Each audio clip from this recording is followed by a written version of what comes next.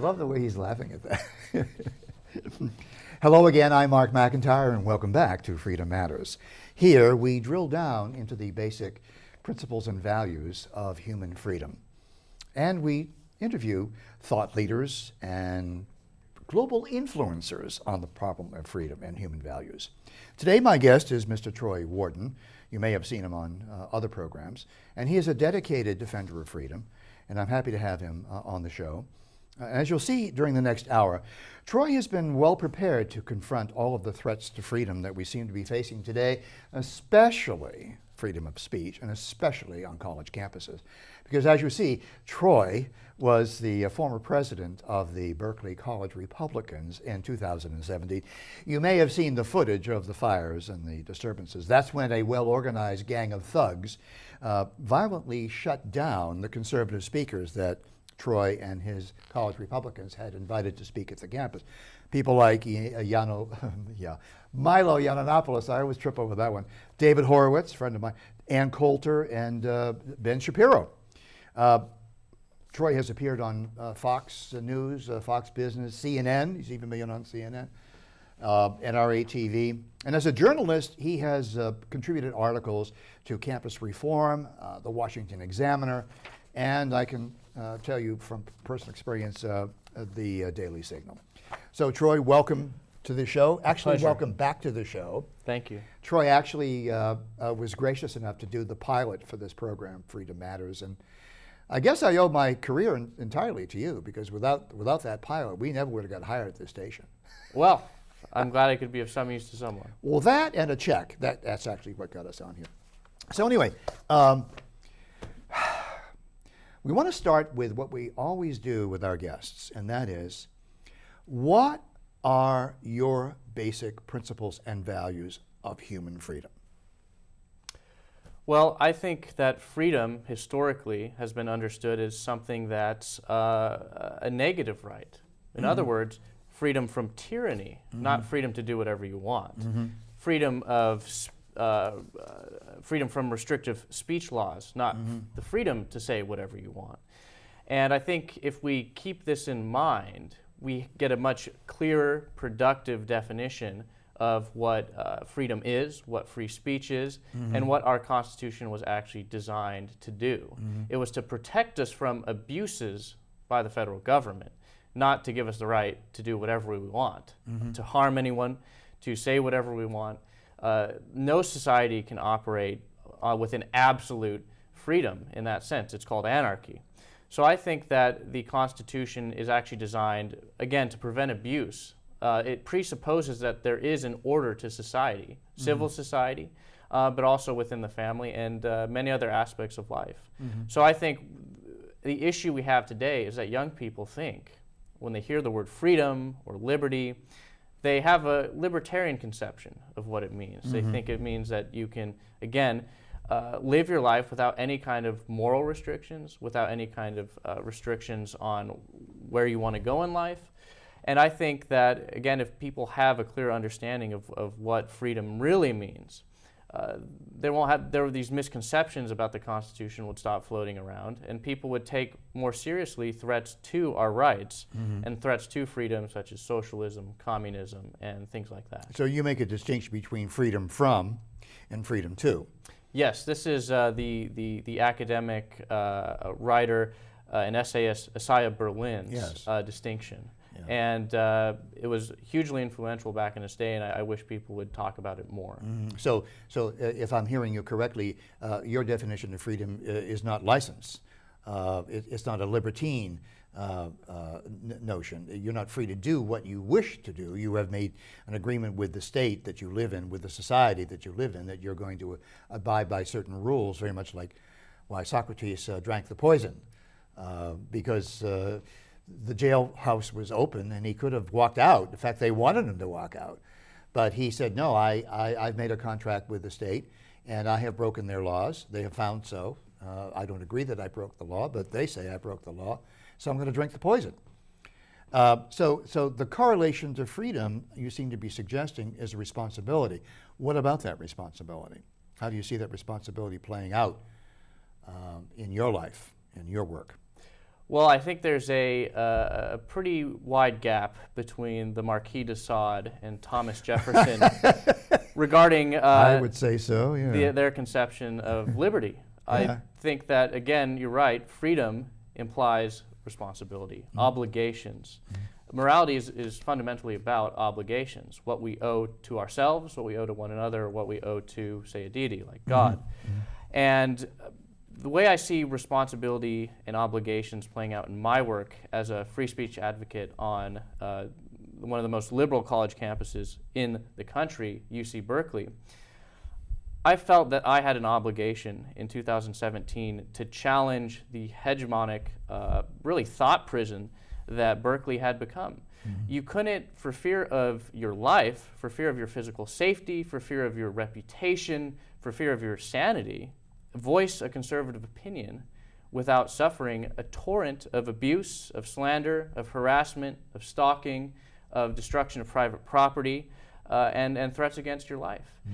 I thought that this was a grave injustice to not only to me, but also to anyone who has an opinion that runs contrary to those of the administrators or the student body at large. So it wasn't just the voicing of a conservative point of view. Any non-liberal point of view, any non-liberal progressive point of view, that was in danger of being suppressed. Is that what you're saying? Yes. Take, for instance, a few months ago, a student at the university named Isabella Chow. She was a student senator. She wasn't a member of any political group or party on campus. She had the gall to simply state her belief that man and women, that gender is only divisible by two. There are men and women. And that's why she couldn't support a certain provision that was up for a vote regarding transgender rights. Now, she was on the student senate. She was on the student council. Yes, Okay. yes. But that, again, that's really an apolitical organization. You can't divide it up by Republican or Democrat. It's supposed to be nonpartisan. Exactly, and she was simply voicing her conscience. And she, Now, they forced her out to resign. They forced her to resign? No, but she suffered hundreds of people protesting her. And keep in mind, she wasn't seeking attention. She wasn't courting controversy. But merely the fact that she stated her private beliefs publicly in order to justify why she abstained from a vote. Keep in mind, she didn't vote against this resolution on transgender rights. She was ostracized. She was attacked by the community that she was seeking to work with and benefit. Merely by advocating what any biology class will tell you, there are just two genders. Exactly, and what has happened at Berkeley, which is a world-renowned scientific institution, research institution. With many Nobel laureates. Exactly, and this prestigious university, the #1 public university in the world, is denying science. They have become anti-science because they have accepted this ideology that really denies anything that goes against certain victimized groups. And transgender persons are for all intents and purposes, one of those groups. You can't say anything against them, or else you will, again, face a protest, ostracization, stalking, things like that. Now, apparently there's no limit to the number of genders, according to the liberal progressive mindset. I think there are, 7 billion people on the planet, so there must be 7 billion genders. Would that seem to follow? Well, that's the troubling thing, because if you go into a discipline like, say, biology or even agriculture, we know that farm animals have only 2 genders. Humans, likewise, conform to that model of reproduction and division. If you go into an anthropology class, you're taught the opposite. You're taught that gender is on a spectrum. You're taught that people can be hermaphrodites, that people can merely identify as a certain gender regardless of their biological sex, and all the social implications of this gender fluidity are simply waved away. And any objection raised to it is regarded as some kind of parochial prejudice that needs to be wiped out. Now, you attended Berkeley for 4 years? Yes. 4 years, okay. When you started as a freshman, how did you conceptualize, how did you think of yourself as, not just politically, but morally? I mean, how did you conceptualize yourself? What were your ideas about human freedom as a freshman, and how did it evolve along the way to when you finally, in 2017, were the object of a thug group called Antifa that would try to destroy your life. Well, I would say, luckily, I was a conservative coming into Berkeley. I knew exactly what I was stepping into. I often got in spirited debates with my high school teachers, most of whom were liberal, on political topics, especially during the second Obama term. And I never had an issue. People vehemently disagreed with me, but they still treated me as a human being who had rights just like anyone else. When I went to Berkeley, I initially wasn't very political. Politics for me was more of a pastime than an occupation. Really? And I came to Berkeley with pretty much similar views as I left it. In other words, experiencing what the far left had in store for anyone that dissented only confirmed to me my own beliefs and made me commit to them even more. So I knew it was wrong to assault someone because they expressed an opinion you found distasteful. And I left Berkeley with that same opinion. Now, in your view, Troy, what's the argument for the other side? What try to make their best argument. If you were their lawyer, all right? If you were their lawyer, how would you make the best case for saying that because you have the wrong opinion, let's say about gender, you say there are only two genders. Well, that's obviously wrong.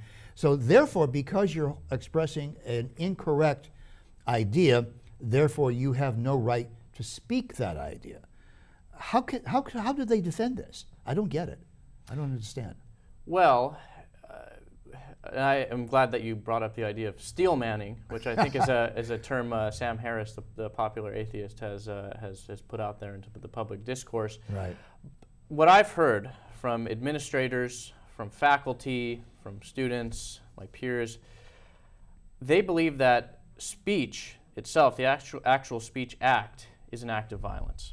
They think that speaking certain ideas psychologically, if not socially, harms other people. And so they believe that they're doing a moral thing by shutting me down and the conservative speakers I invited.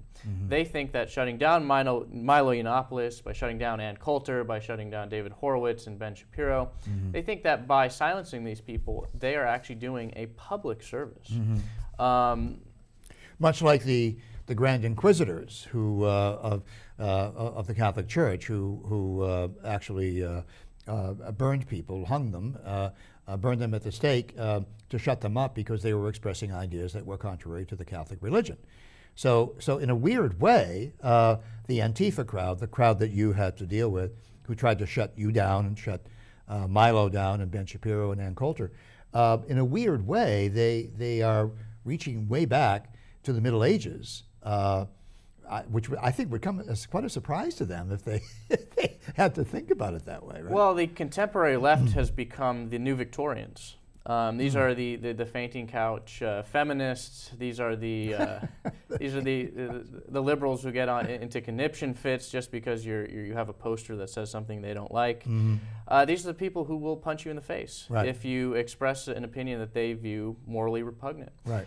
And it's gotten to a point now where people live in fear to say anything contrary to the reigning opinion on campus. Many comedians. Bill Maher was talking about that the other day. Bill Maher, Jerry Seinfeld, they don't do college campuses anymore. Not anymore, no. Because college campuses are no longer funny places. They're not free speech zones.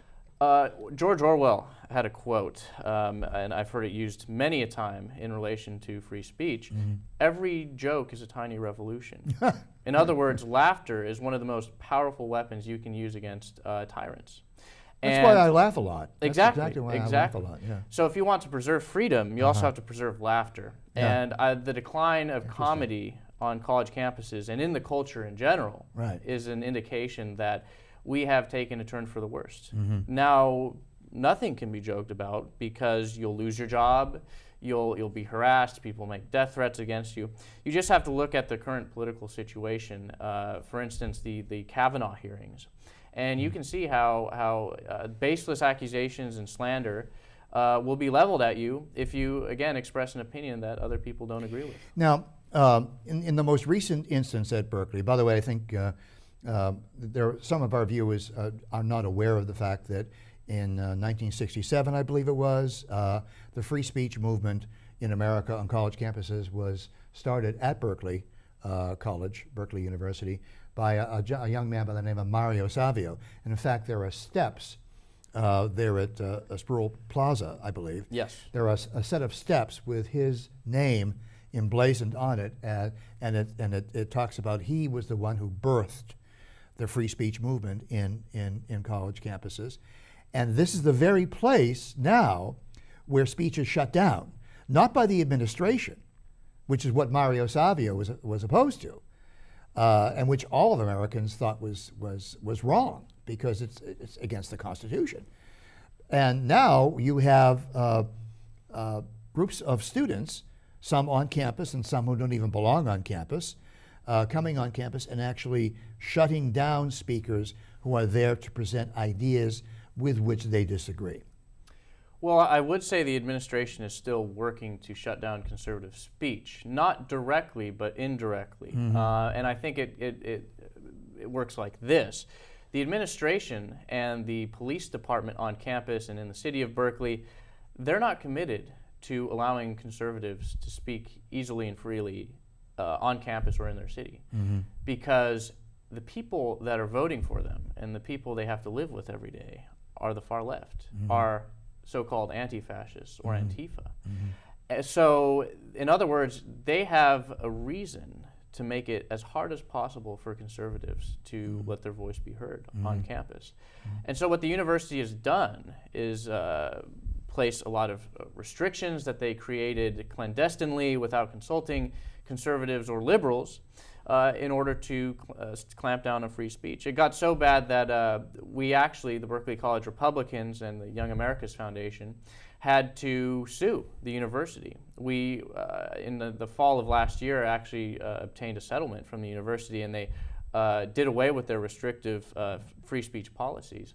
But the fact of the matter is that administrators are working with these activists to ensure that conservatives have the hardest time possible speaking on campuses. Just briefly, if you could walk our viewers through the process that any student club has to go through to get money and permission from the university to bring a speaker on, any speaker at all. If you could just walk us through that, because a lot of folks out there really don't understand how the process works and where the money actually comes from. So.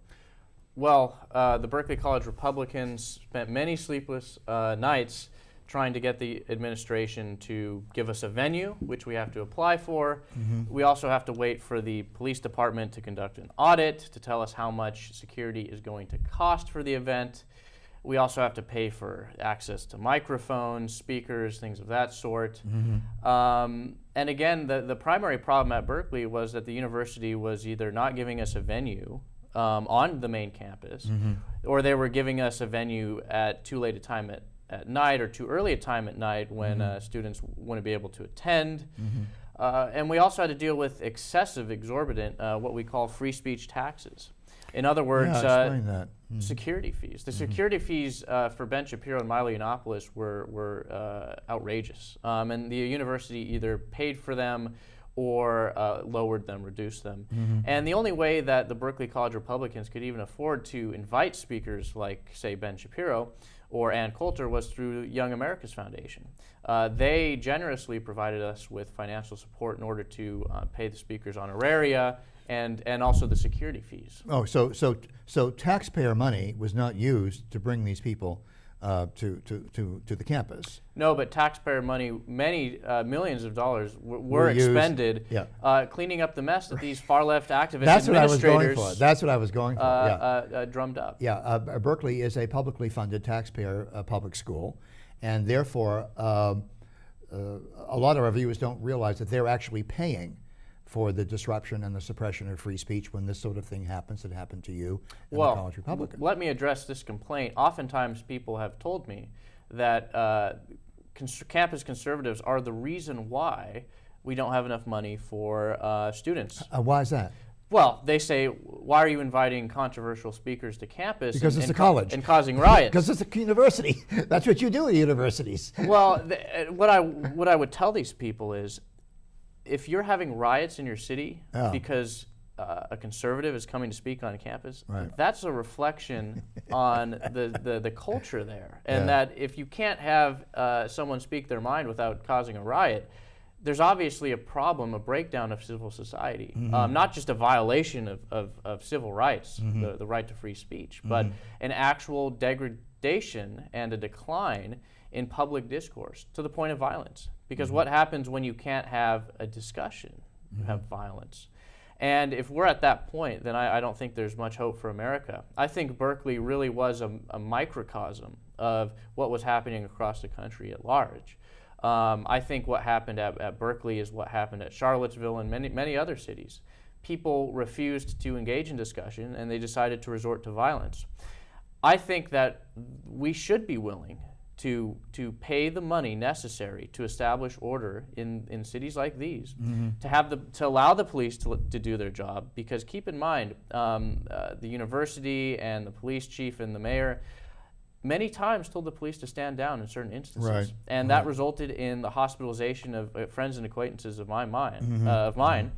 And again, this isn't even about free speech at a certain point. It's about the physical safety of American citizens. Well, on that topic, because I know that you had to hire your own attorney to get the settlement that a court had adjudicated for you, but they didn't pay.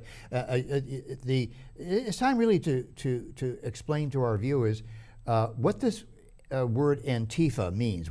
Who is Antifa? What are they? And how do they operate? Antifa stands for anti-fascist. Anti-fascist. Now, this is how these people refer to themselves.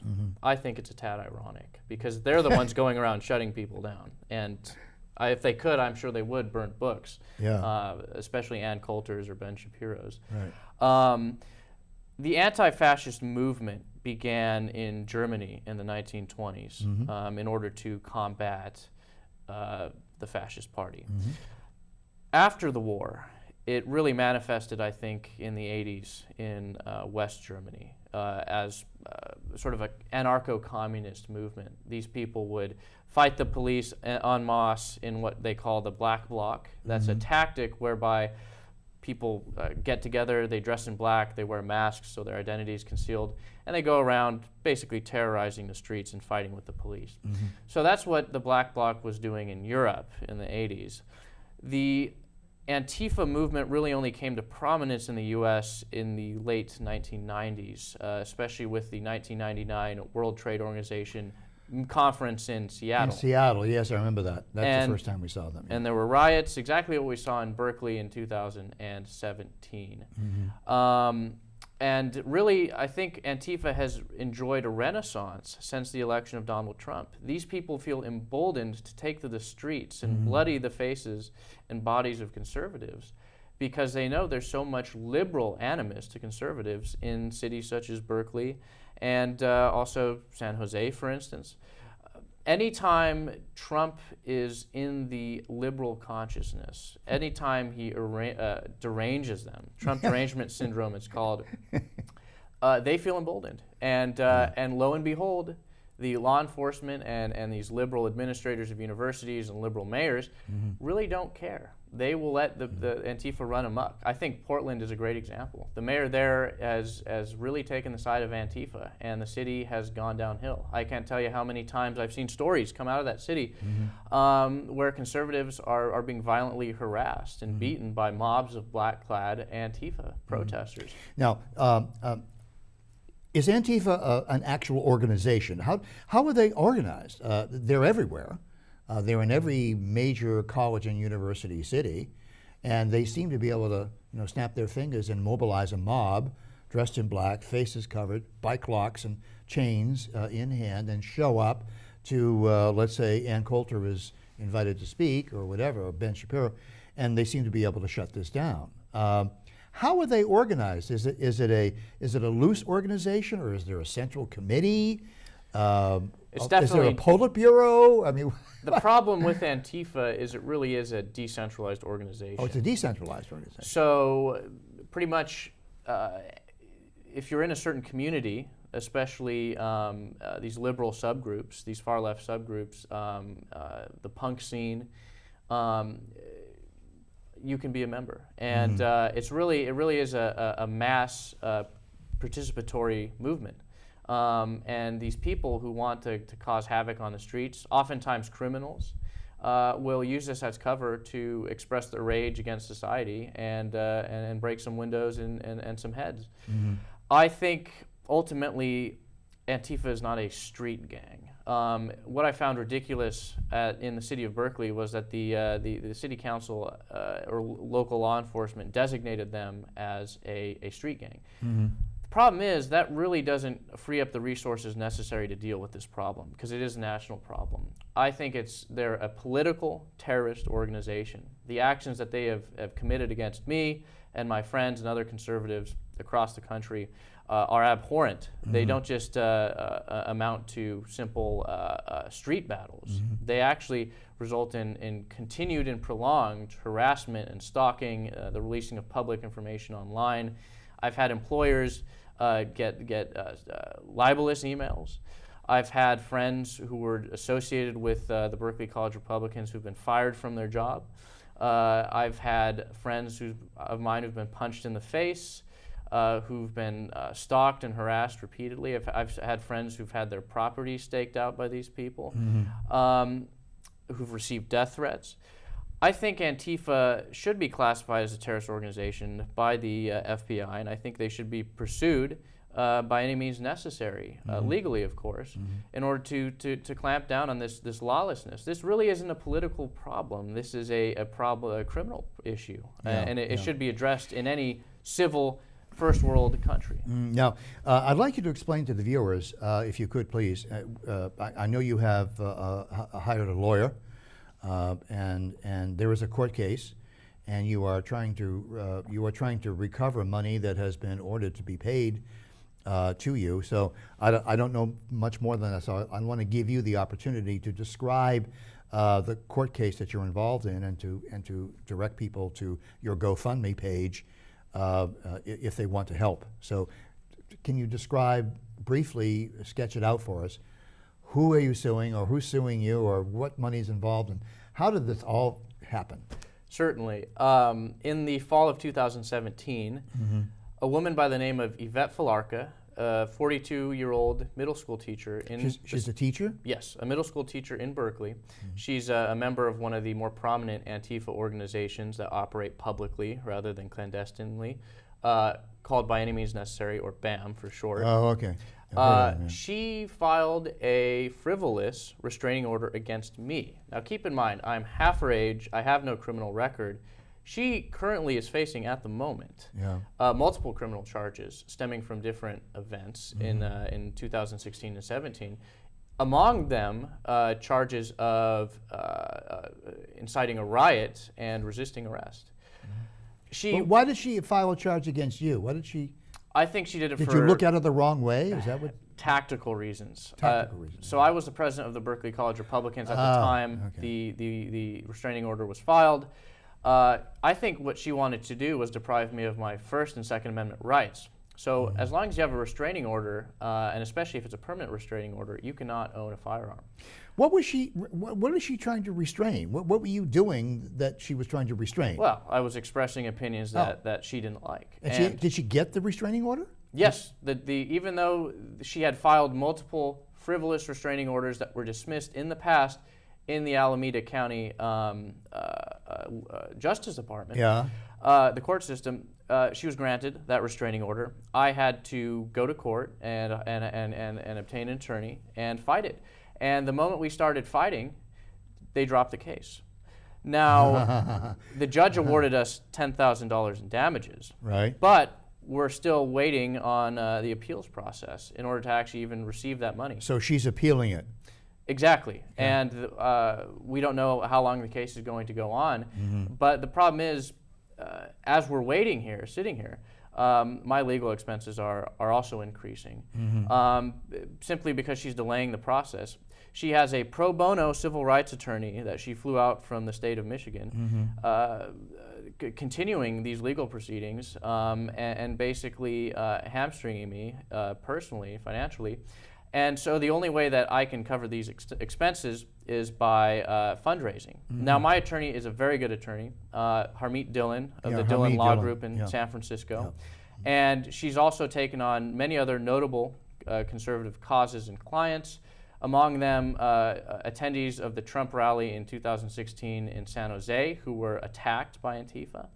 And which, again, the city and the police department there allowed that to happen. So she's also representing Hayden Williams, who was actually assaulted physically, punched in the face. I think President Trump called attention to that at the CPAC convention. Yes, and she's also representing James Damore, the author of the Google memo. Really? Oh, yes. I didn't know that. She's representing James Damore. Yes, and another notorious offensive person. I mean, his crime was what? He actually said that there were gender issues in the tech industry. The tech industry.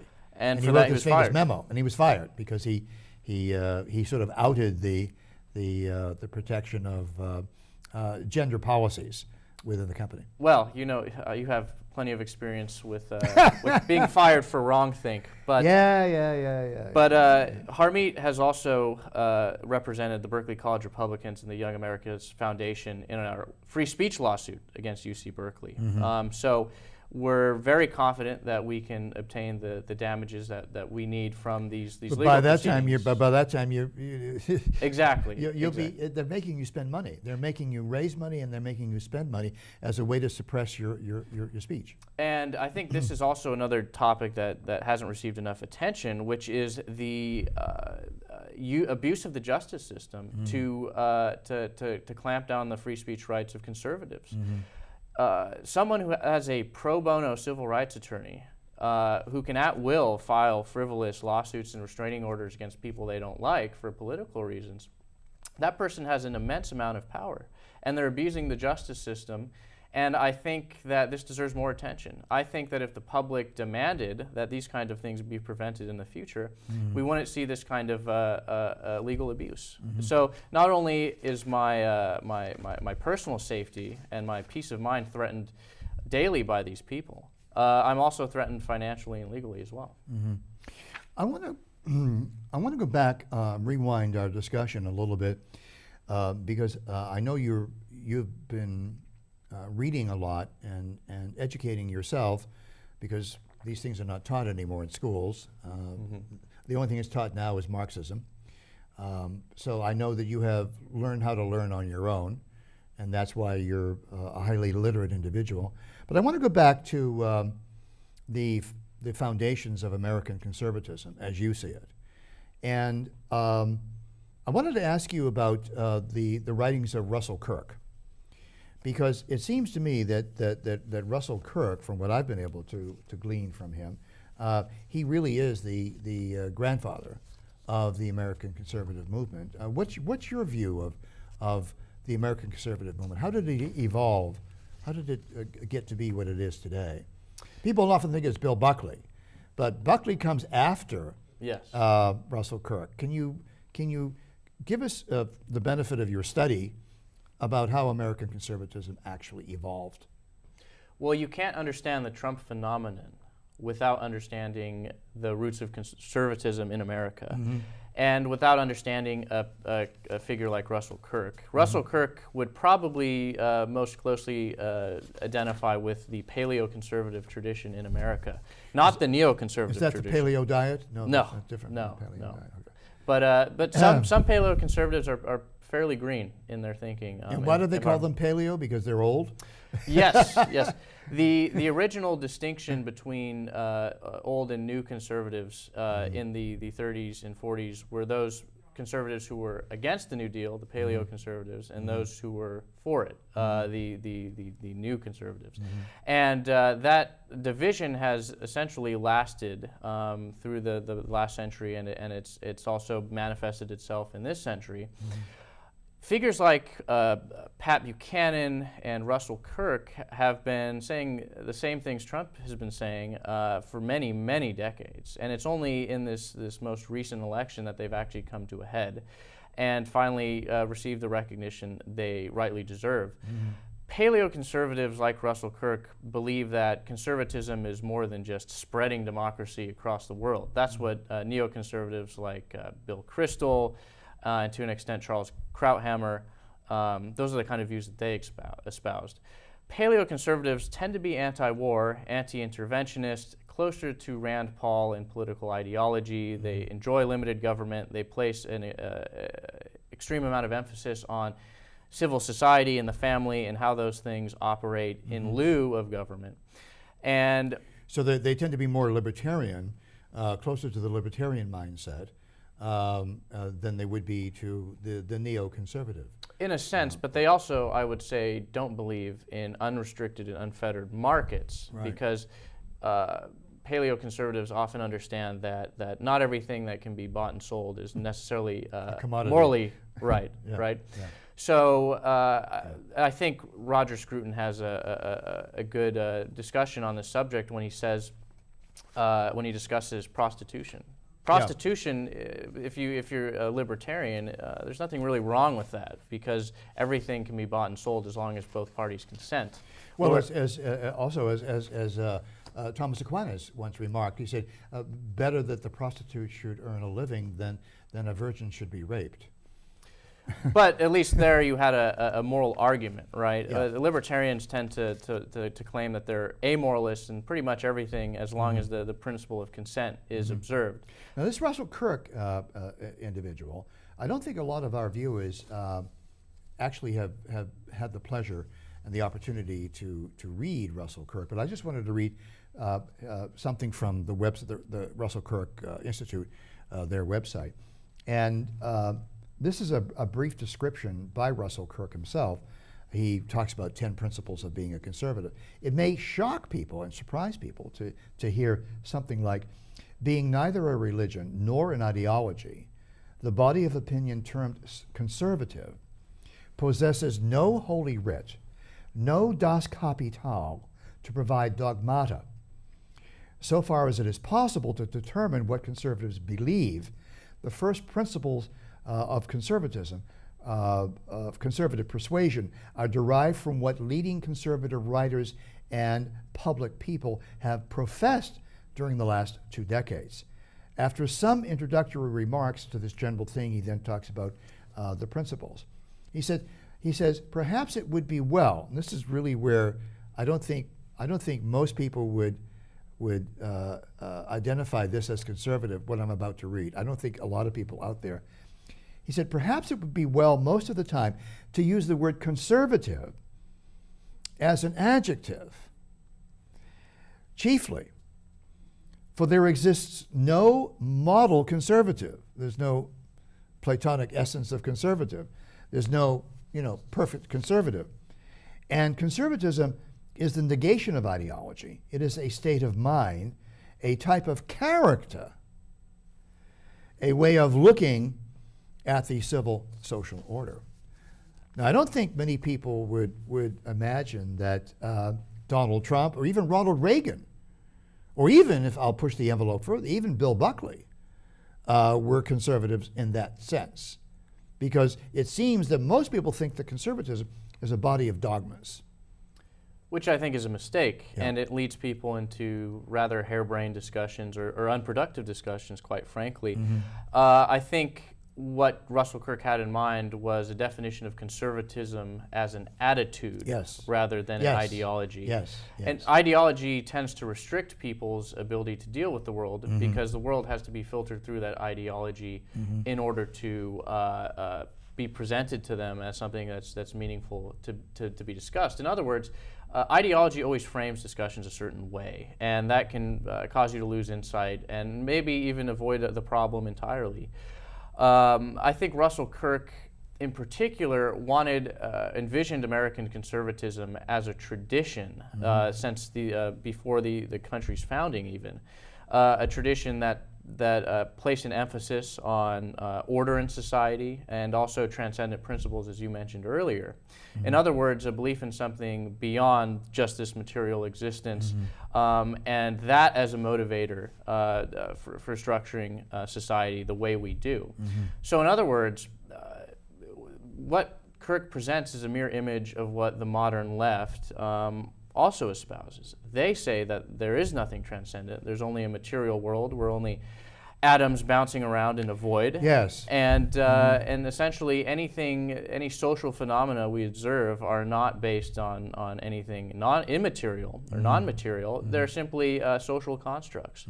So in other words, Russell Kirk, I think at a more fundamental level, was attempting to save us from this nihilism and pessimism of materialism, which the left gleefully espouses. So since the left actually does not believe in any objective morality, they do not believe in any objective principles and values of freedom, they do not believe in any objective worldview, so they have nothing to hang their hat on, even their own thinking that they are correct on racial issues, on sexual issues, on educational issues, on political policy issues, border issues, immigration issues.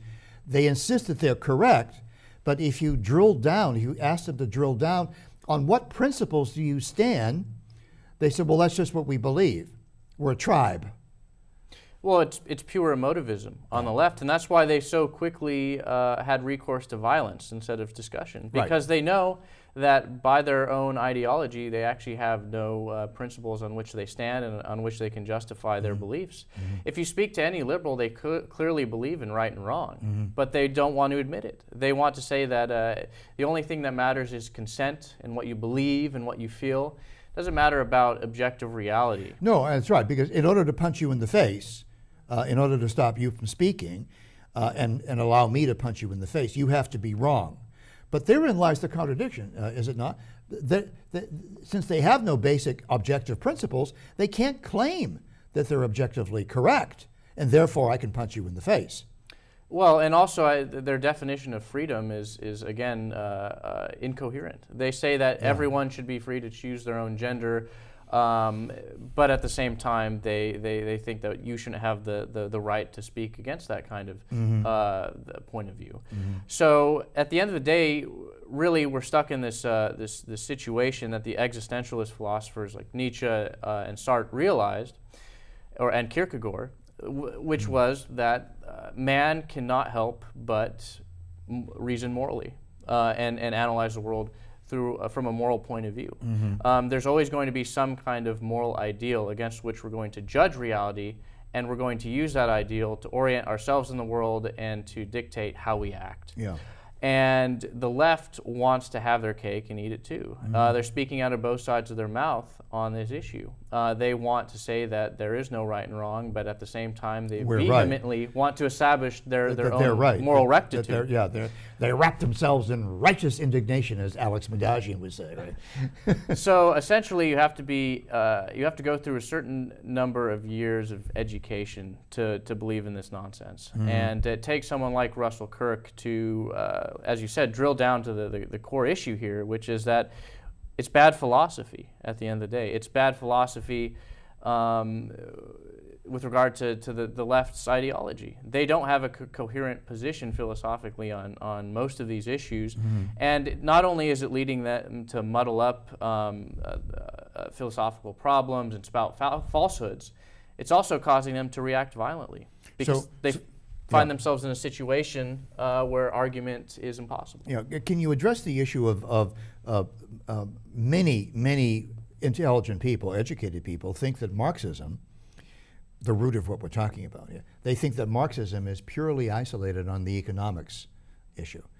But we now know that because of the changes in attitudes about ethnicity, borders, sexuality, we now know that Marxism has now been transported into all of the other academic disciplines, especially the humanities, and especially the largest oxymoron that's ever been created in human history, social science.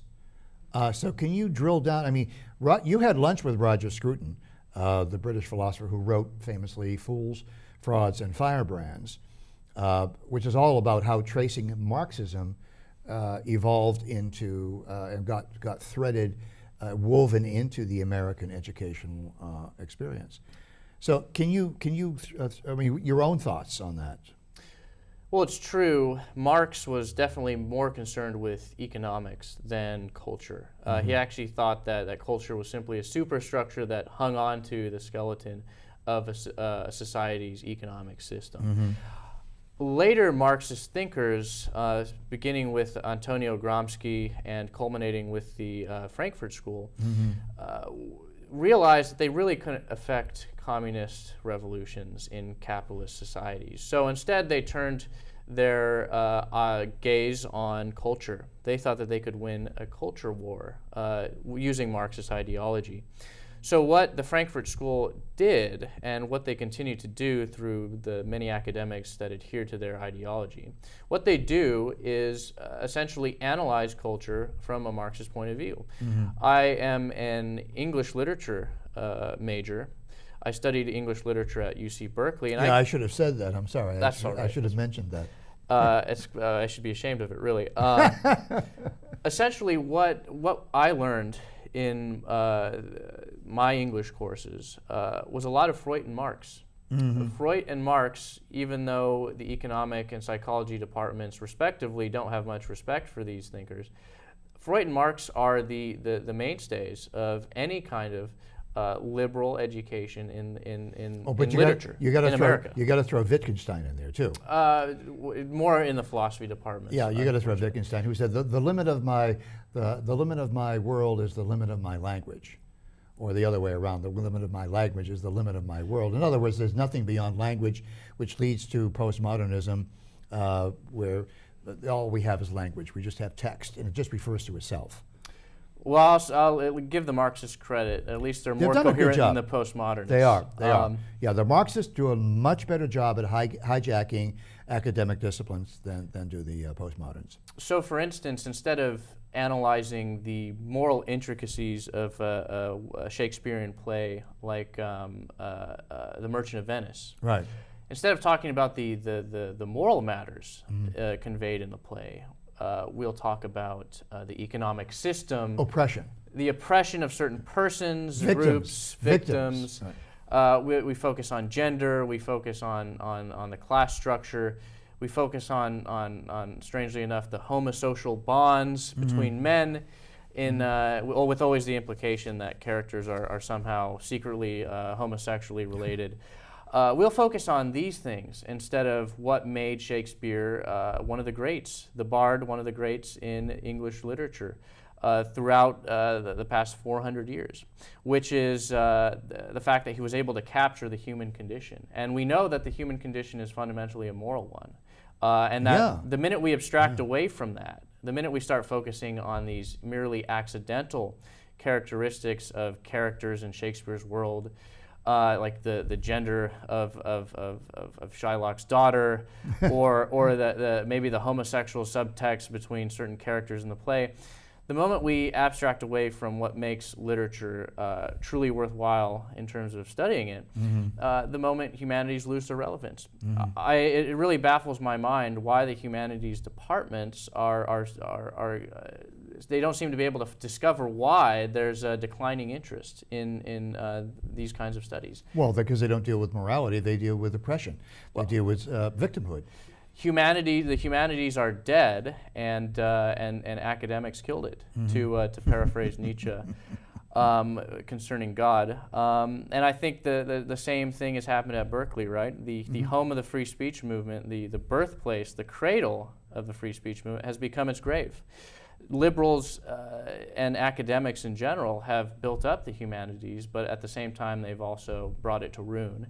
And I think until the public pushes against these people, until there is a backlash against the excessive Marxism espoused by academics in universities, and just the plain violence that we conservatives experience, until that happens, until alumni call up these universities and tell them that they're not going to donate to them anymore, until you hurt these universities and administrators in their pocketbooks, you're not going to see any kind of institutional reform. As you know, I've been trying to advance the defund public schools hashtag, and in fact, Jason Hill, who wrote a book, We Have Overcome, he's going to be on the show in April 10th, I believe.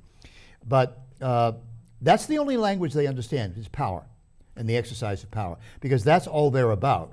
When they attack speakers on campus and shut them down violently, that's a power move. Well, they view all politics as a game of power, and they view all of life as a game of power. Marx begins the process when he analyzes all of history as class struggle. That is, different groups of people in different economic situations battling it out in order to obtain political power or economic control. The real insight I got from Scruton's book, Fools, Frauds, and Firebrands, was Scruton actually demonstrating how Karl Marx pulled off a coup d'etat academically by convincing academia that Marxism was a science. That's true. Very much like Auguste Comte, who invented sociology. Do you know what he first called his first iteration of sociology? It wasn't called sociology. Was it positivism? No, it wasn't even positivism. No, it was the science of society. Science of society. And then the Frankfurt School picks it up. This is why socialism is such a popular item, is because all of the academics that I know that are in administration in colleges and universities, I don't know of a single exception, they're all members of the Frankfurt School, descendants of the Frankfurt School, who actually believe that there is a science to socialization, that it's very much like physics or chemistry. And as anybody can tell you who's ever been involved in chemistry or physics or biology even, no, those are hard sciences. Sociology is not a hard science. Well, I think even if you look at economics departments, most economists and academics in that discipline don't think highly of Marx. They actually think that his economic theories are outdated and or just incorrect.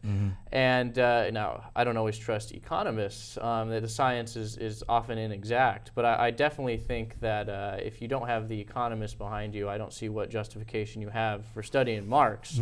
And a similar issue, the feminist academic Camille Paglia, I don't know if you've heard of her. Oh, I'm going to have her on the show.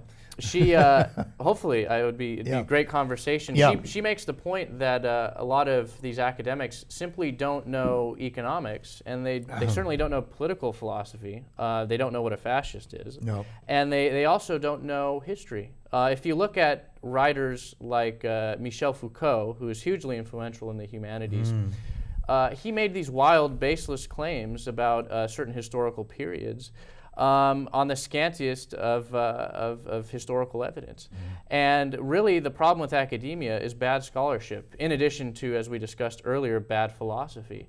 I think that if academics held themselves to a higher standard in terms of scholarly research, we wouldn't be in the mess we're in today. Yeah, there is an axiom in academic life these days, which is pretty well accepted. We were talking about this before, that last century's philosophy is this century's common sense. And who were the dominant forces in last century's philosophy? Karl Marx, Sigmund Freud, and Ludwig Wittgenstein. These were the dominant three people.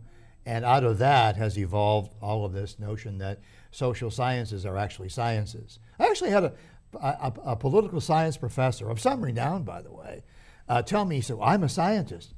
I said, well, where's your lab coat? Are there justice molecules? Are there equity molecules? Are there equality? What laboratory do you go to every day to run your experiments on these things? Of course, you can't. But I mean, it's absurd, the idea that social sciences are sciences. That's fraud. Well, this is a modern innovation. Historically, political science departments went under the name of politics, and the study of economics was political economy. In other words, there was an understanding in both of these disciplines that, one, they were inexact, which Aristotle admits, and two, ethics is the foundation of both politics and economics. Economics in the Greek, it refers to household management. So really the problem is there's been an attempt to amoralize the humanities, to deprive them and empty them of their moral content. And at this point in time, they've become entirely vacuous. And the unfortunate thing is this has allowed Marxism, which, make no mistake, it's a messianic movement deeply concerned with morality. It's jumped in to fill the void. Did you know that back in the 60s and the 70s, there was no Department of Women's Studies? There was no Department of Ethnic Studies. There was no Department of Queer Studies. Now you can get a PhD in each of those things. A PhD. Well, it's like packing the Supreme Court. The way the liberal progressive Marxists have taken over academia is that they have expanded the number of disciplines. And therefore they hire more people, which means more administrators have to be hired to patrol people and watch people and to run the prison. So that's one way in which they have taken over. They have simply expanded. None of these disciplines existed before 1972. Well, the inmates are now running the prison, and it's gotten to a point really where academics are focused on minutia, and so they'll create whole departments around the accidents of a person, and mistake these accidents for the essence. Historically, in the West, the chief concern of intellectuals has always been the essence of things, because that's what truly matters. And if your entire worldview is reducible to race and gender and sexuality, then I think you're, as Plato says, one of the lovers of the senses and lovers of the world, rather than focusing on higher, more divine things. So we're coming to the end of the show. We're getting close to, I think I'll get a signal from the booth here, because the clock is broken in the studio. So I can't tell how much time we have. But I think we're coming up on about 5 or 10 minutes. If I'm wrong, just correct me. But where is this all going? I mean, you now have graduated from Berkeley. You're thinking about, what, going to law school perhaps? Yes. And I guess we'll have to save this for another telecast, because I hear the music creeping up on me. And thank you very much for listening, and thank you for being our guest on Freedom Matters. If you want to contribute to the production of the show, contact us and become a patron of the show here on Public Access, Channel 17, TVSB. Thanks a lot, Troy. Thank you for having me. Okay. Best of luck to you. Thank you.